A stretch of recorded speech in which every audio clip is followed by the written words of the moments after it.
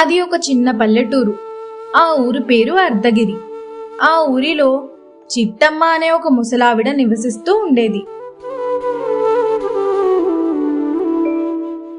ఆ ఊరు చివర ఒక చిన్న బడ్డీ కొట్టు పెట్టుకుని అమ్ముకుంటూ ఉండేది. చిట్టమ్మ చాలా మంచి మనిషి. ఎవరైనా ఆపదలో ఉండి ఏదైనా సహాయం అడిగితే తనకు చేతనైనంత సహాయం చేసేది. చిట్టమ్మ జీవనాధారం ఆ చిన్న బడ్డీ కొట్టే.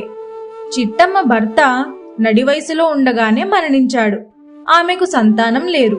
ఇక భర్త పోయినప్పటి నుంచి ఆ బడ్డీ కొట్టును నమ్ముకుని జీవనం సాగిస్తూ ఉండేది.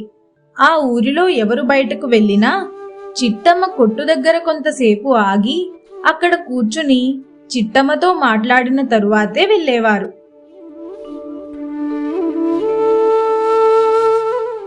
ఒకరోజు, సుందరం, ఈరోజు పనికి వెళ్ళలేదా? నిన్న పెద్దిరాజుగారితో గొడవేంటి? అసలు ఏం జరిగింది? నిన్నే అడుగుదామనుకున్నాను, కానీ పెద్దిరాజు ఇక్కడే ఉన్నాడు కదూ, అందుకని అడగలేదు. అసలు ఏం జరిగింది? నీకు తెలిసిందే కదవ్వా, ఆ పెద్దిరాజు 10 రోజుల క్రితం వాళ్ళ ఇంటి పెంకులు జారిపోతున్నాయని పెంకునెయ్యమన్నాడు. సరే కదా అని ఉదయాన్నే వెళ్ళి పెంకులన్నీ సరిచేసి దొడ్డంతా శుభ్రం చేశాను. తీరా డబ్బులు అడిగితే రేపిస్తానని చెప్పాడు. ఇప్పటిదాకా ₹1 ఇవ్వలేదు. ఇదిగో ఇస్తాను అదిగో ఇస్తానని కబుర్లు చెప్తున్నాడు. నా పరిస్థితి నీకు తెలిసిందే కదవ్వా. నా లాంటి వాడి డబ్బులు ఆపుకోవడం మంచిదా? నాకింట్లో ఎన్ని ఖర్చులుంటాయి? నేనేమైనా జమీందారునా? అది అడిగానని నా మీద విరుచుకుపడ్డాడు. పని చేయించుకున్నప్పుడు బాగానే చేయించుకున్నాడు. డబ్బులు అడిగేటప్పటికీ ఇలా ఎదురు తిరుగుతున్నాడు. అంతేరా అబ్బాయి, పని చేయించినప్పుడు బాగానే చేయించుకుంటారు. డబ్బులు అడిగేటప్పుడే ఎక్కడ లేని కోపాలు వచ్చేస్తాయి. సరే గాని ఈరోజు ఎక్కడ నీ పని? ఈరోజు కామయ్య గారింట్లో పని. వాళ్ళ మనవరాలు పెళ్ళంట. మిద్దులు ఇల్లు దులపమన్నారు. ఈరోజు ఆ పని మీద వెళ్తున్నానవ్వా. ఏంటి, అప్పుడే కామయ్య గారి మనవరానికి పెళ్లి ముహూర్తాలు పెట్టేశారా? అయితే కామయ్య గారి ఇంట్లో పెళ్లి తగులుతుందన్నమాట మనకి. పోనీలే, కామయ్య గారు మంచివారే.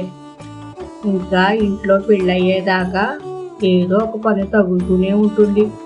శుభ్రంగా చేసుకో. కామయ్య గారిది పెట్టే చెయ్యే, నిన్ను బాగా చూసుకుంటారు. అవునవ్వా, బాగా చూసుకుంటారు ఎవరినైనా సరే. ఆయన పెట్టే మనిషే.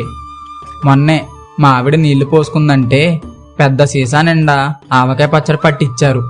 వాళ్ళ దొడ్లో మామిడికాయలు కూడా కోసిచ్చారు. అలాగే ఏమైనా కావాలంటే అడిగి పట్టుకెళ్ళమని మరీ చెప్పారు జానకమ్మ గారు. సరే అవ్వా, నేను కామయ్య గారింటికి వెళ్తాను అని చెప్పి సుందరం అక్కడి నుంచి వెళ్ళిపోతాడు. ఇంతలో చిట్టమ్మ కొట్టు దగ్గరికి గోవిందయ్య వచ్చి బల్ల మీద కూర్చుని ఏదో ఆలోచిస్తూ ఉంటాడు. అది చూసిన చిట్టమ్మ ఇలా అడుగుతుంది. గోవిందయ్య, ఈరోజు పనిలోకి వెళ్ళలేదే? అలా కూర్చున్నావే పనిలోకి వెళ్లకుండా? ఈరోజు ఎక్కడా పని దొరకలేదా ఏంటి? అలా మౌనంగా కూర్చునున్నావు? ఏం చెప్పమంటావు చిట్టమ్మత్త? మా అమ్మాయి ఉత్తరం రాసింది. మా అల్లుడు తాగేసి వచ్చి నానా గొడవ చేస్తున్నాడంట. నన్ను వచ్చి తీసుకెళ్లమని ఉత్తరం రాసింది. ఆ పిల్ల పెళ్ళయ్యి 3 సంవత్సరాలు అయ్యింది. ఆ పెళ్లికి తీసుకున్న అప్పు ఇంకా తీరలేదు. ఈ పిల్ల కాపురం చూస్తే ఇలా ఉంది. ఏం చెయ్యాలో అర్థం కావడం లేదు అత్త. మా ఆవిడ ఆ ఉత్తరం చూసిన దగ్గర నుంచి తెగ కంగారు పడిపోతుంది. కంగారు పడడం దేనికి? ఒకసారి వెళ్ళి చూస్తే సరి. మీ అమ్మాయి అత్తమామలు ఉన్నారు కదూ, వాళ్ళతో ఒకసారి మాట్లాడి చూడు. ఉత్తరం రాసింది కదా అని తీసుకొచ్చేయకూడదు. అక్కడ అసలు ఏం జరిగిందో ఏమిటో విషయం కనుక్కో. తొందరపడి అమ్మాయిని తీసుకొచ్చేసావు అనుకో, ఆ అబ్బాయి ఇంకా చెడు వ్యసనాలకి బానిసైపోతాడు. భార్య దగ్గర ఉందనుకో, కొన్ని మంచి మాటలు చెప్పి మార్చుకుంటుంది తన భర్తని. నువ్వు చెప్పింది నిజమే చిట్టమ్మత్త. రేపే బయలుదేరి వెళ్తాను మా అమ్మాయి దగ్గరికి.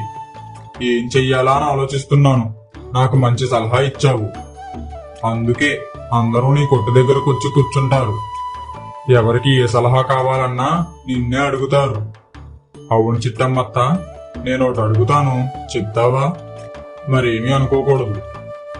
అడుగు గోవిందయ్య, ఏమనుకుంటాను? మీరు అందరూ తెలిసిన వాళ్లే, మిమ్మల్ని ఏమన్నా అనుకుంటానా? అడుగు చెప్తా. అసలు మీదే ఊరు? మీ బంధువులంతా ఎక్కడున్నారు? మావయ్య గారు ఎలా చనిపోయారు? ఇవన్నీ నిన్నెప్పటి నుంచో అడుగుదాం అనుకుంటున్నాను. కానీ నువ్వు ఒంటరిగా ఉంటావు. నిన్ను బాధ పెట్టడం ఇష్టం లేక ఎప్పుడు నిన్నేమీ అడగలేదు.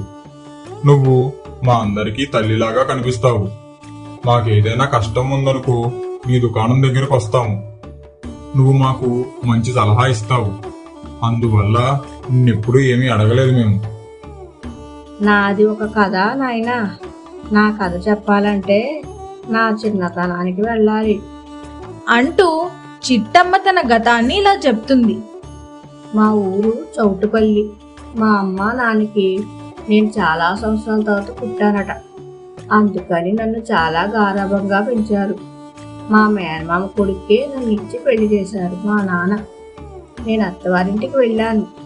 మా అత్తయ్య మామయ్య కూడా నన్ను చాలా బాగా చూసుకునేవారు. 2 సంవత్సరాలు బాగానే గడిచాయి. ఒకరోజు మా ఆయన ఏం చేశాడంటే, చిట్టమ్మా, ఓ చిట్టమ్మా, నిన్నే పిలుస్తున్నాను, వినిపించట్లేదా? చెప్పండి, వినిపించింది. ఏంటి అంత గట్టిగా అరుస్తున్నారు? ఏమైంది? ఏమీ లేదు, నాకు కొంత డబ్బు కావాలి, చాలా అత్యవసరం. ఇప్పుడు నా దగ్గర డబ్బులు ఎక్కడియండి? అత్తయ్య మావయ్య గారి దగ్గరే ఉంటాయి. వెళ్ళి అత్తయ్య గారిని అడగండి, ఇస్తారు. నా దగ్గర అయితే ఇప్పుడు డబ్బులు లేవు. నాకు ఇప్పుడు డబ్బులు కావాలి, తొందరగా తెచ్చి ఇవ్వు. మీ నాన్న వచ్చినప్పుడల్లా నీకు డబ్బు ఇచ్చి వెళ్తాడు కదా, ఆ డబ్బులు తెచ్చి. మా నాన్న నాకు డబ్బులు ఇచ్చిన ప్రతిసారి నేను అత్తయ్యకి ఇచ్చేస్తున్నాను. అత్తయ్య గారే జాగ్రత్త పెడుతున్నారు. నా దగ్గర అయితే డబ్బులు ఏమీ లేవు. కావాలంటే అత్తయ్యని అడిగి తీసుకువస్తాను. అడగమంటారా? చెప్పండి. వెళ్ళి అడిగి పట్టుకురా, తొందరగా రావాలి. సరేనండి. అత్తయ్య గారు, కొంచెం డబ్బులుంటే ఇస్తారా? అత్యవసరంగా కావాలి. ఏంటి, డబ్బులా? ఈ వేళప్పుడు నీకు డబ్బులెందుకు చిట్టమ్మా? ఎవరికి కావాలి? అదే అత్తయ్య గారు, వేరే ఎవరికీ కాదు, నాకే కావాలి.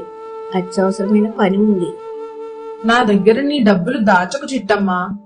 అయినా ఇంత అర్ధరాత్రి వేళ నీకంత డబ్బుతో ఏం పని? అసలు విషయమేంటో నిజం చెప్పు. నీ భర్త ఏమైనా అడిగాడా? అత్తయ్య గారు, అది ఆయనకే కావాలంట. నన్ను ఎలాగైనా మీ దగ్గర అడిగి తీసుకురామని చెప్పారు. ఏమైందో నాకు తెలియదు, కానీ చాలా కంగారుగా ఉన్నారు అత్తయ్య గారు. ఓహో, అది సంగతి. నా కొడుకు బుద్ధి నాకు తెలియంది కాదు. సరే, నువ్వుండు, నేను వెళ్లి వాడి సంగతి ఏంటో చూస్తాను.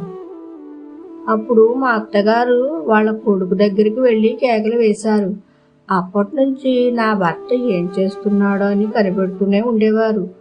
కొడుకు తన స్నేహితులు కలిసి జోదం ఆడి అందులో డబ్బులు పోగొట్టుకున్నాడన్న విషయం తెలిసిపోయింది. అప్పటి నుంచి మా అత్తయ్య మామయ్య కొడుక్కి 1 రూపాయి కూడా ఇచ్చేవారు కాదు.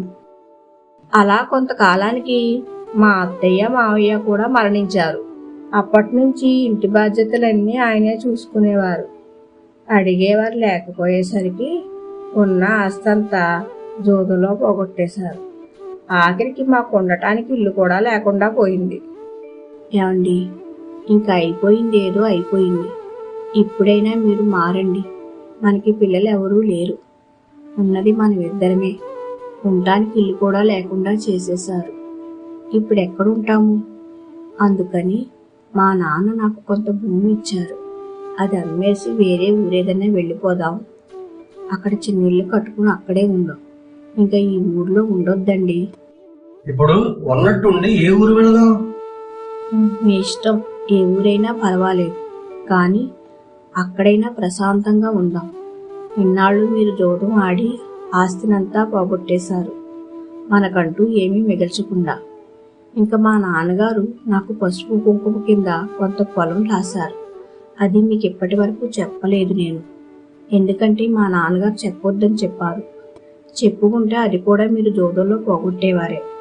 ఆ పొలం అర్ధగిరిలో ఉంది. అది మా నానమ్మ గారి ఊరు.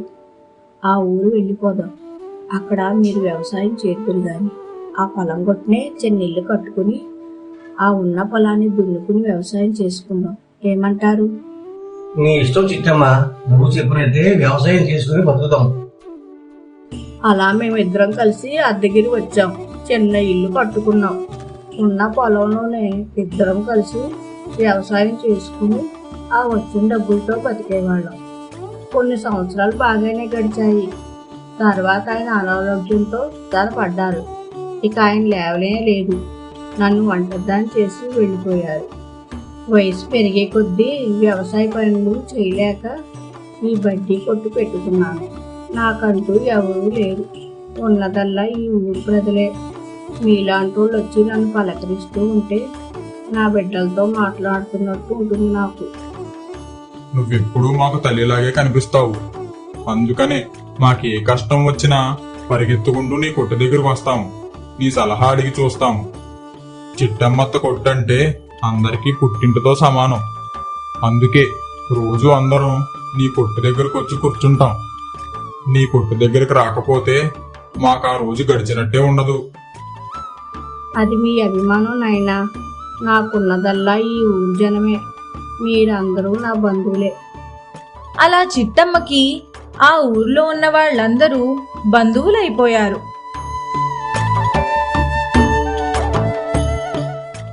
చిట్టమ్మ చనిపోయాక తన ఇల్లు, పొలం అమ్మేసి ఆ వచ్చిన డబ్బులతో ఆ ఊరి అభివృద్ధి చెందేలా వీలునామా రాస్తుంది. అలా కొన్ని సంవత్సరాలకి చిట్టమ్మ చనిపోతుంది. చిట్టమ్మ చనిపోయాక ఆ ఊరు ప్రజలు ఆ ఇంటిని, ఆ పొలాన్ని అమ్మేసి ఆ వచ్చిన డబ్బులన్నీ ఊరి అభివృద్ధికి ఉపయోగిస్తారు. ఇంకా ఆ ఊరు ప్రజలు ఎప్పటికీ చిట్టమ్మను మర్చిపోలేదు. జీవితంలో మనం ఎంత సంపాదించామన్నది కాదు, ఎంతమంది హృదయాలను సంపాదించామన్నదే నిజమైన సంపద. రక్త సంబంధాలు లేకపోయినా ప్రేమ, దయ, సహాయం అనే ఈ 3 గుణాలు పరాయి వారిని కూడా మన కుటుంబంగా మార్చగలవు. మనిషి ఈ ప్రపంచాన్ని విడిచి వెళ్ళిపోయాక వెంట తీసుకెళ్లేది ఆస్తి, అధికారం, పేరు ప్రతిష్టలు కాదు, తాను చేసిన మంచి పనులు, జ్ఞాపకాలు మాత్రమే.